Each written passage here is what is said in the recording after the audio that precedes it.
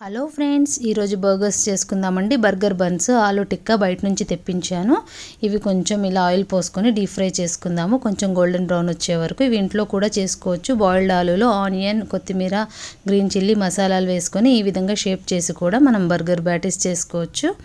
తర్వాత ఒక ప్యాన్ పెట్టుకొని దాని మీద బటర్ రాసుకొని బర్గర్ బన్స్ని సగం కట్ చేసి ఒకే వైపు మనం ఫ్రై చేసుకోవాలండి, రెండు వైపులు చేసుకోకూడదు.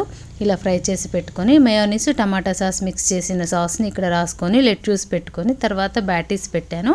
దానిపైన కూడా సాస్ రాసుకొని ఆనియన్, టమాటో, కీరా అరేంజ్ చేసుకొని మధ్యలో చీజ్ స్లైస్ పెట్టుకొని పైనుంచి ఇంకొక బర్గర్ బన్ని ఈ విధంగా క్లోజ్ చేసుకోవాలి. క్లోజ్ చేసుకొని పైనుంచి మనం ఒక టూత్ పిక్ ఈ విధంగా గుచ్చుకున్నామంటే వెజిటేబుల్స్ కొంచెం మూవ్ అవ్వకుండా మనం తినొచ్చు.